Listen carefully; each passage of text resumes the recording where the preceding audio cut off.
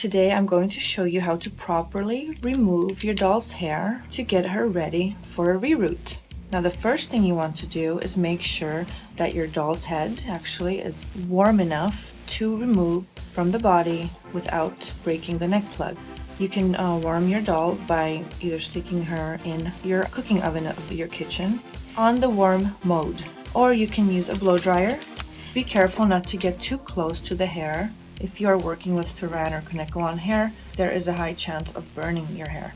Once your head is warm enough, you can feel that it's nice and soft to the touch. What you want to do is squeeze and gently pull. Now just go ahead and cut off your hair using a sharp pair of scissors. Remove your rubber bands first and remove the length as close to the scalp as possible. So take your time here. Be careful not to cut the ears. Now that your hair is very short, you can go ahead and start loosening up the stitch on the inside using a screwdriver or some type of a scraping tool. This one here is actually used for sculpting. Now carefully scrape on the inside, and I usually like to start with the hairline because the hairline is the most difficult to pop in considering it is such a tight stitch. Why we use the scraping tool and what it's actually doing to the inside of the doll's head.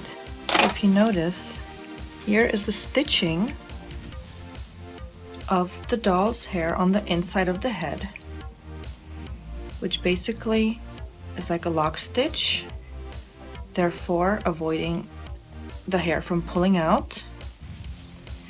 So when you cut the hair off,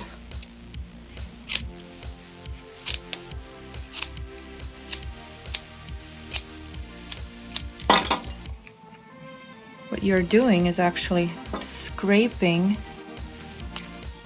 against the stitching to loosen it up, allowing you to pull out the hair from this side. That's why it is a little bit more difficult on the part and the hairline where the stitching is tighter. But you want to just go ahead and loosen everything up on the inside before you're able to pull it out. It will be much faster and easier for you to do so. Because if you notice, when you're scraping, the little hair nubs that you see out here are actually popping right inside of the head, allowing you to then go in with your tweezers and pulling it out.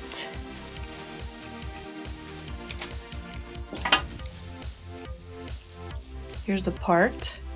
That's pretty thick, so I'll show you how to just go ahead and cut as close to the scalp as possible. The downside of the hair being too long is that the stitch will not easily break apart on the inside of the head.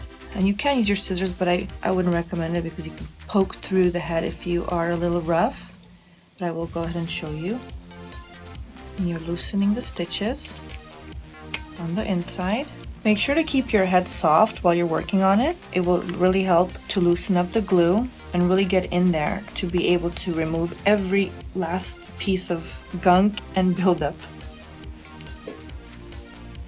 And you're scraping against, not poking directly, but just scraping against the inside of the head. See how fast I just removed the part?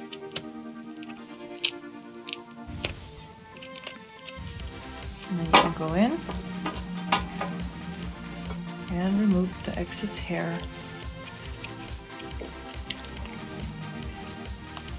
Once you get about 50% of the hair in, you want to go ahead and start pulling it out to give yourself some space to continue the process. You can squeeze the head to check for glue or hair that needs to be pulled out. When you squeeze it, it actually comes up towards the hole so you can see it. And just go in there and grab it. And remember guys, if you don't scrape, you will spend hours trying to pluck out each little strand. This took me about 5 to 7 minutes, and really the scraping is the key. And one more thing guys, make sure you get all this stuff out. You have the glue here, which will become a problem later when you reroot your doll's hair. You want to go ahead and get all of that out. therefore avoiding any future seepage onto your new hair that you have just rerooted. And here she is, ready to reroot. Yum.